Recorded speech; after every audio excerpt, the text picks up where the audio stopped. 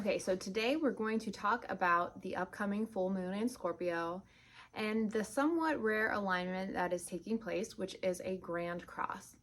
So a grand cross in astrology is when we have two sets of opposing planets, and oppositions in astrology create tension. Not only are they opposing each other, they're also at a square with the other signs. So it creates a cross in the sky, and it kind of gives us this feeling of almost feeling like we are stuck and it's hard to take action at this time. It can be. So I'm going to talk about the planets that are involved in this grand cross and what you can do to make it through this energy and not go crazy. So let's jump right in. All right, so we have Aquarius and Pluto opposing Mars and Leo. So what does that mean? Pluto is our subconscious.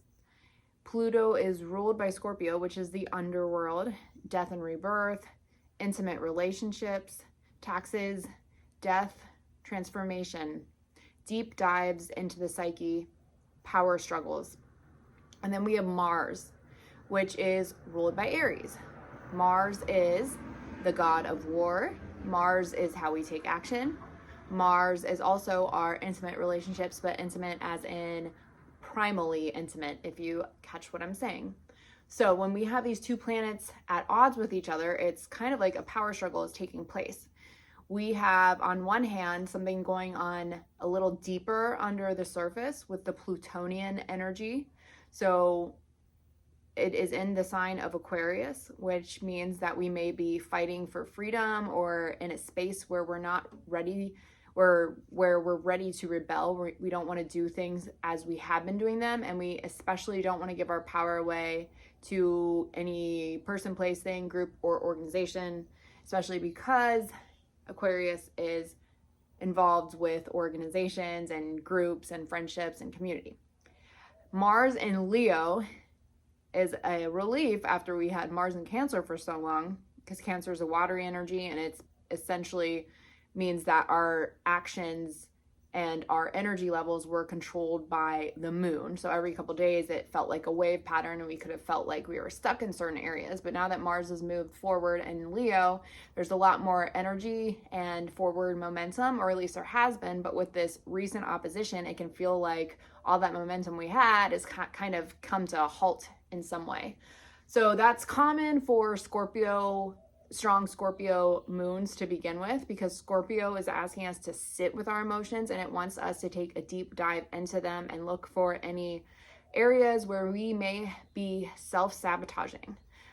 The most difficult thing about relationships with Scorpio energy, though, is that relationships give the illusion that someone else is the problem. And I'm not saying that other people are never the problem, but I'm saying that other people are a mirror to us. Everything that is happening in our relationships is simply a reflection of the beliefs that we are holding on to. So the best way to navigate this energy is to take the other person out of the equation completely and sit with your own emotions.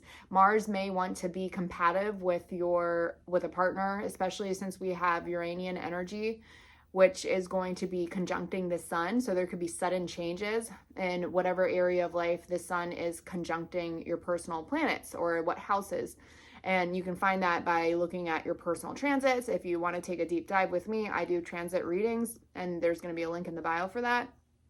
Or if you know your rising sign, you can look up other readings for that. I'm not going to go into that today. I'm mostly just talking about the collective energies and what you might be experiencing. But that's where transiting astrology comes into play, and where we can make predictions based on what's going to happen and how long the energy is going to last. We can figure that out by looking at the transits. So anyways, Sun and Uranus coming to a conjunction, which means they're traveling together, which means that the Sun is bringing consciousness, or it's shining a light on something that needs to change. And Uranus is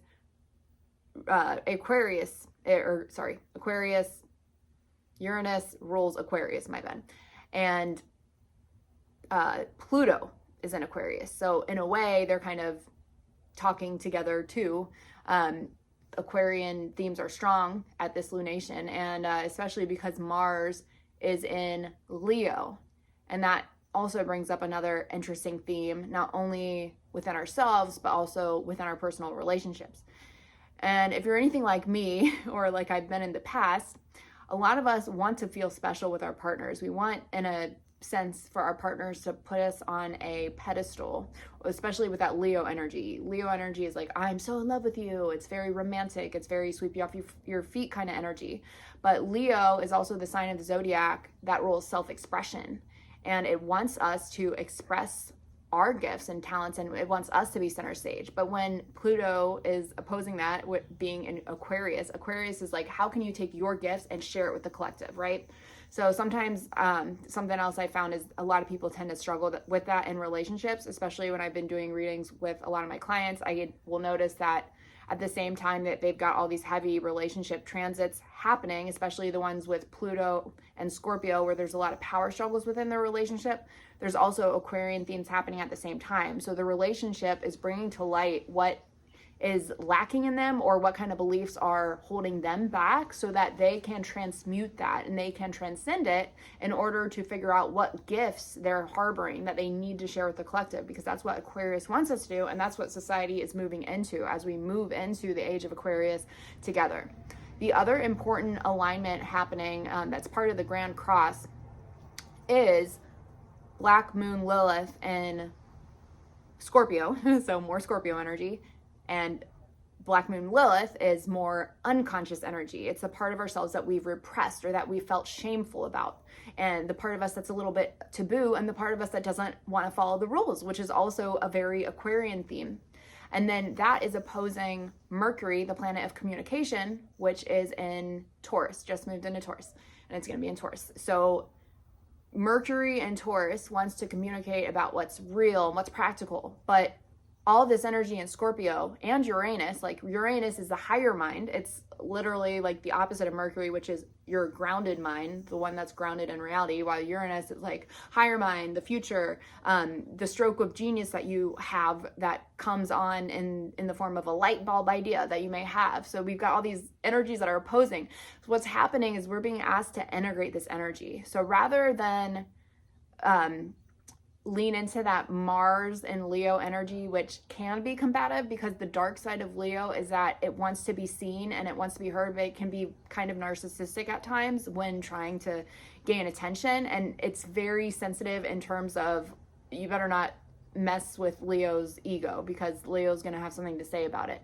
So we're kind of fighting that feeling, and maybe there's some inner aggression or that's being triggered by all the Pluto, the Lilith, the Scorpio themes as well. So it's very easy to get triggered under this influence. And it's also very easy to blame the people around us, because that seems logical, right? I didn't have the trigger until you pointed it out. But that's what relationships are designed to do. They're designed to trigger us into bringing something to light so we can transmute that, which is, again, a very Lilith theme, a very Pluto themes, when we're digging deep within ourselves in order to uncover what's hidden, and in order to uncover what's been in hiding, so we can bring it to the surface, so we can move forward. Because Aries season, which is what we just had, this is the start of the zodiac new year. It's still in the early stages of the new zodiac year.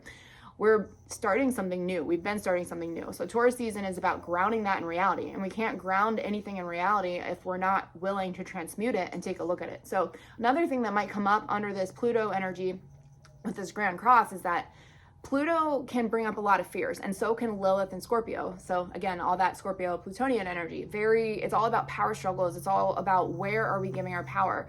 To whom are we giving it to? To what are we giving it to? Groups and organizations can also be common. That can also be a common theme, because Aquarius is also in this Grand Cross. So what organizations are you giving your power to? Organizations, groups, cults, that kind of stuff can be coming up, and it is coming up in pop culture and Hollywood.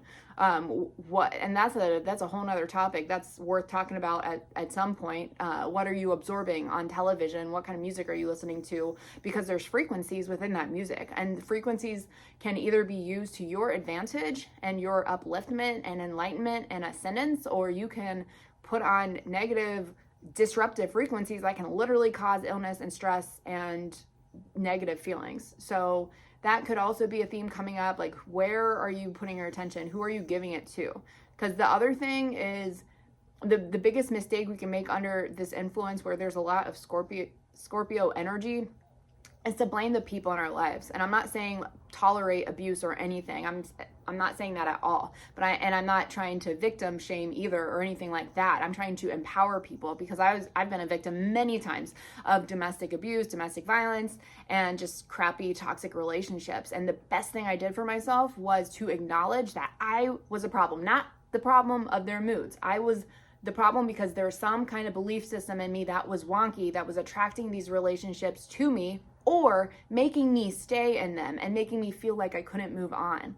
And something else I wanted to talk about that's been really helpful, that was really helpful in that process. So this could be coming up for a lot of people too, because Scorpio's power struggles in intimate relationships. Something that helped me so much was human design. That's something that I discovered in 2020 when I was in the midst of my most abusive relationship that I've ever been in. And it was something that there were so many things that triggered my partner, and I was this person who was always walking on eggshells, who thought it was my responsibility as a healer to heal that person and to be like, oh, everybody's been so hard on them. I need to be the soft place they can land. They're just misunderstood. That's why they act like that. I need to give them a soft place to lay their head at night. And if I understand them, then they will love me. So you see how that's a story I tell myself, and that's a belief system that has nothing to do with my partner. But in my mind, because of past conditioning or past programming or movies or how my parents were or whatever it was, there was a belief inside of me that made me feel like I had to stay attached to these abusive men who are constantly angry. And I wanted to fix that part of them, or to love it into healing them, because, I was like, oh, I'm learning unconditional love. But really what was happening is I was hurting myself. And because of the intimacy involved, which, SEX themes, which is big Scorpio themes, they were taking from my life force energy center, my sacral chakra. That's connected to our life force energy. That's our sexuality, our reproductive organs, and our creativity center. So when that is being siphoned by a partner, you don't have energy for other stuff. So it prevents you from using your gifts that are meant to be shared with the collective, because we all have different pieces in this puzzle of life, in this matrix grid system that we're in. And it's so interesting where these videos decide to cut off. But anyways, if you are not activated in your gifts, that is what keeps the majority of people stuck in lower levels of consciousness, because we're all different parts of the puzzle. And when you step into your gift and you're activated and you come online, you inspire somebody else, because you're a puzzle piece. Somebody else fits into your puzzle and you activate them. I'm just saying that if a lot of people are involved in these lower levels of consciousness type relationships, where they're with partners because of the primal attraction that you have to that partner, aka the passion that you share with them, versus a relationship that is based on a spiritual union, where both partners acknowledge that they and they alone are responsible for the dynamic that's taking place. A lot of people want to look at something that's going on in a relationship and be able to point the fingers and nitpick it, and nitpick whatever's going on. And a lot of us have trained ourselves to do it. Our brain will look at that, and it can be very hard to deprogram yourself to stop looking for the problems and stop blaming other people for your problems, and then to decondition ourselves against this idea that, oh, if I just find the right person, it's going to fix me. No, not necessarily. I mean, maybe in some rare cases. I've never really seen it. I've seen people instead attract a new partner and then have the same problem again and again with a new partner. No matter how many partners they have and how the faces change or where they meet them, there may be some things about the relationship that are different, but it's still the dynamic. Because if you're coming into a relationship from a place of, I need you to make me whole, I'm looking for the one, as if I'm not whole within myself, then you're going to always have some kind of gap to fill and something to work towards. And your brain gets used to that. Once your brain, you don't feel like yourself, it becomes a part of your identity. And I'm speaking from a place where I know this, because I used to be this. I used to struggle with this myself. And one of the most helpful things ever for me was learning my human design blueprint, because that's just based about me. It's not about my partner, although I could do a compatibility reading with my partner, which I have before, which is also very enlightening, because human design also teaches us some things can change and will change and maybe you can even expect them to change. But there are some things within us as people that are not going to change. So it does not serve us to stay in a relationship with somebody who's not going to change certain aspects, and it helps to know what you can and what you can't change. And honestly, you should never be in a relationship where you have to change somebody regardless, right? So human design can be really helpful. It's also very favorable under the influence of all the Scorpio energy, because Scorpio energy wants to deep dive, and it's looking for that metaphysical fix. It's looking to go deeper within ourselves. So Scorpio moon, all these, the grand cross involving all the Scorpio or Pluto energy, it's all about looking inwards, looking at ourselves. So if you're interested in a human design reading, I teach that too, and you do need your exact date of birth. You can look this stuff up for free, but when I first got mine done, the free report, they don't explain the report, they only show you your body graph. So if you don't have the funds to get a reading, you can Google all this information, and it might take you 5 hours, and it might take you down a really fun rabbit hole, and you learn it, and it's all good. But if you don't feel like Googling it and teaching yourself or getting an interpretation, and you want to work with somebody who has experience with this stuff and has been studying it for 5 years now, then I do personal readings, and I can help you interpret your human design chart. So let me know. I have a link in my bio for that. And astrology is another tool that I teach that helped me so much. When I started with astrology, it started with your traditional sun sign and your natal chart readings and all that, and that's very helpful. But the thing I learned in time with astrology is that your sun sign, all of your signs are progressing, right? So your natal chart, your day of birth is just the starting point. It's just the energy that you were born with. So it remains true to some extent, but you're progressing with every year that passes, every day that passes, honestly, because we've got the influence of these planets every single day. And that's another thing human design talks about. It talks about the neutrinos that these planets are, ejecting from the sun and from the stars in the sky, and they're coming down through the Earth's atmosphere, and we're absorbing it through our DNA. That's where they get the term light codes. Light codes, light particles have information. They are being absorbed by us, and that is how we are changing and how we are growing. But if you don't know how to interpret these energies, and you think astrology and human design is a whole bunch of woo-woo, you're kind of SOL, especially if you have that mentality and life is kind of bad. Like, you may struggle with alcoholism or addiction, or like crappy jobs that you don't like, or a lack of abundance, or crappy relationships, and you're just always on a wild goose chase, chasing some kind of dangling carrot. If that's you, I highly recommend looking into astrology, looking into human design, or something that helps you take a deep dive into yourself, because it can break so many blockages that you have within yourself. The reason I'm so passionate about this stuff, and why I'm getting all energetic right now when I talk about it, is because this stuff works. This saved my life. It helps me break toxic relationship patterns where I was being used by people for over a decade, and I was not able to step into my purpose. I was not able to pursue my art, my music creation, my acting, my podcast, my jewelry making, my fashion designing. I was sitting and sleeping on all of these skills and all these hobbies and all these passions, because I would have partners who were like, oh, that's a bad idea, you can't do that, or do you think this would work, or that doesn't seem like a good idea, or they have their own addictions that I thought I needed to fix. So that's no way to live your life, and I'm so happy that I discovered the tools of astrology and human design to help me integrate those parts of myself and take a cold, hard look at the parts of myself that were broken, or at least I wasn't working with optimally, because we're not broken. And healing, the path, you can go down a rabbit hole of healing for the rest of your life. Like, we're always going to be healing something. But I teach these things because they are a way to empower yourself, not to call yourself broken every day and say, oh, this is wrong with me and this is wrong with me.